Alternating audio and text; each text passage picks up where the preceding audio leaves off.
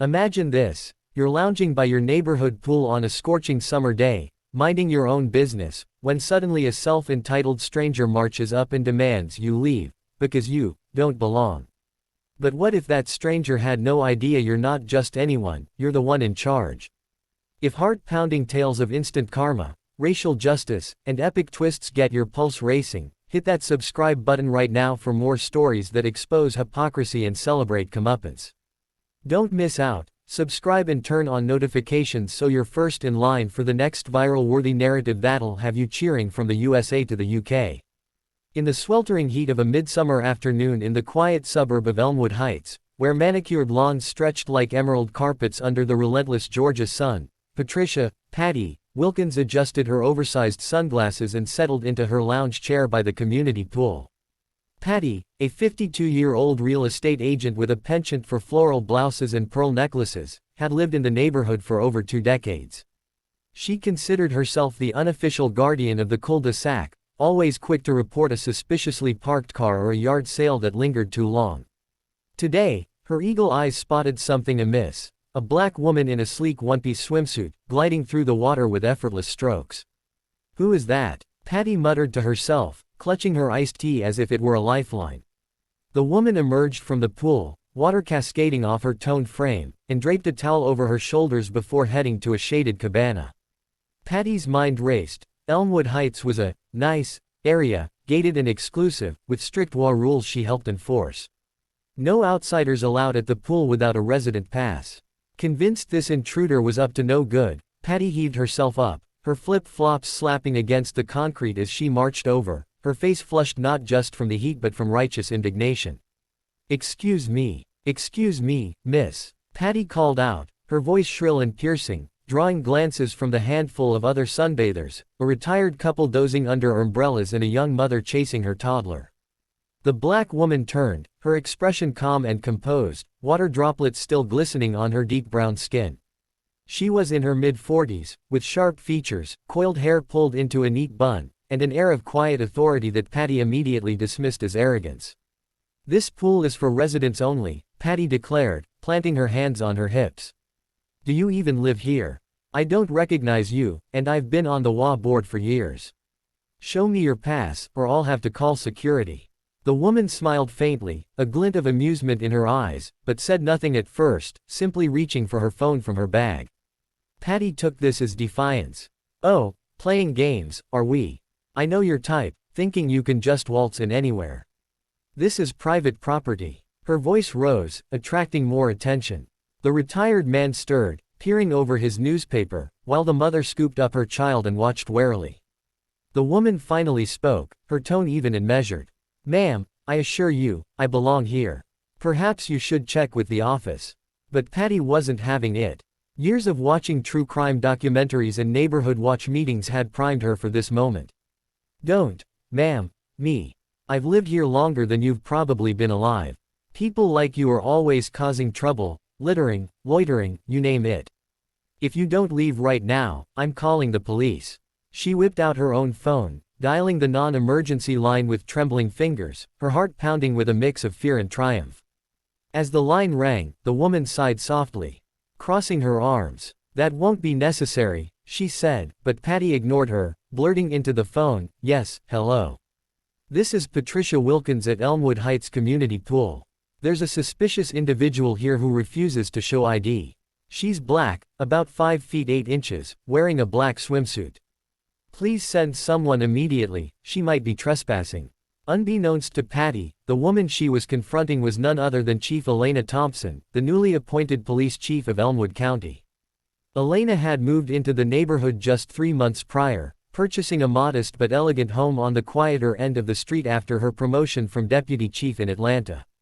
She kept a low profile, preferring to blend in rather than flaunt her position, especially in a community still adjusting to its growing diversity. Elena had chosen Elmwood Heights for its proximity to the station and the promise of a peaceful retreat after long shifts dealing with everything from domestic disputes to gang-related incidents. Today was her first day off in weeks, and she'd come to the pool to unwind, not expecting a confrontation. As Patty ranted into the phone, Elena pulled out her badge from her bag, a gleaming gold shield that caught the sunlight. Ma'am, before this escalates, Elena said firmly, holding it up, I'm Chief Thompson.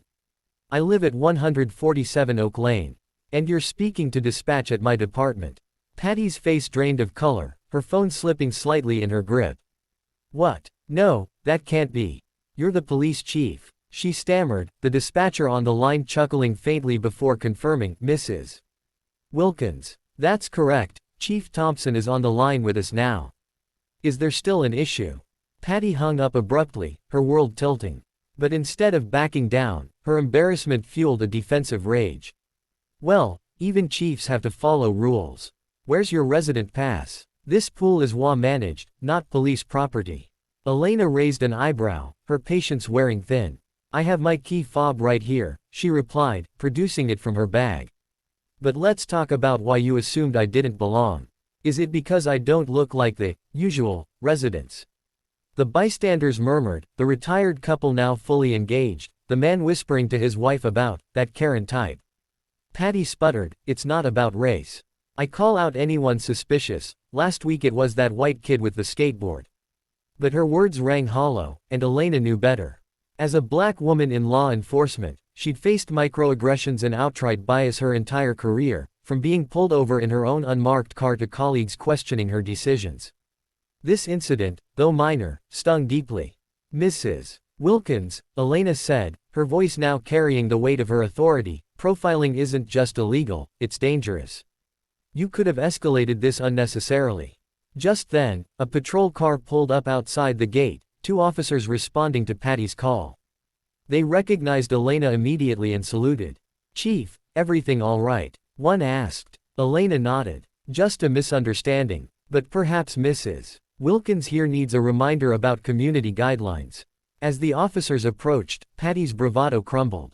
I didn't know. I'm sorry, okay. Please don't arrest me. Elena shook her head. I'm not here to arrest anyone. But I am here to ensure everyone feels welcome. She turned to the officers. Escort Mrs. Wilkins home and issue a warning for disturbing the peace. Patty gasped, protesting weakly as they led her away, her flip-flops dragging. The bystanders applauded softly, the young mother approaching Elena with a smile. Thank you for handling that so gracefully. We've needed more diversity here. But the story didn't end there. That evening, as Elena reflected, on the day over a glass of wine, her phone buzzed with a text from an old colleague. Heard about your pool drama, it's going viral. Unbeknownst to her, the retired couple had filmed the encounter and posted it on social media, captioning it, Karen vs. Police Chief, Instant Karma. By morning, it had millions of views, sparking debates on racism, entitlement, and accountability. Patty, humiliated, issued a tearful apology on the neighborhood Facebook group, claiming she was just concerned for safety. But the twist deepened. Investigations revealed Patty had a history of similar complaints, including calling the cops on a Latino gardener and an Asian delivery driver. The WA, under pressure, voted her off the board. Elena, thrust into the spotlight, used the moment to advocate for bias training in communities. Interviews poured in, from local news to national outlets, where she shared her journey, orphaned young, raised by a grandmother in the projects, earning scholarships to college and rising through the ranks despite obstacles. This isn't about me, she said on CNN. It's about changing hearts. Yet, in a shocking turn, Elena discovered Patty wasn't just a busybody. Her real estate firm had been redlining, steering minorities away from Elmwood Heights. With evidence from anonymous tips, Elena launched an investigation, leading to Patty's license suspension in a class action lawsuit. Months later, at a community barbecue Elena organized, former foes mingled. Patty, reformed after counseling, approached sheepishly. Chief, I was wrong. Thank you for showing mercy. Elena smiled. We all deserve second chances. But the ultimate twist. Elena's promotion came from busting a corruption ring, involving Patty's husband, a city councilman skimming funds. His arrest sealed the family's downfall, while Elena became a hero, her story inspiring reform statewide. In Elmwood Heights, the pool became a symbol of unity, where differences dissolved in the water, proving that sometimes the deepest dives reveal the truth beneath the surface.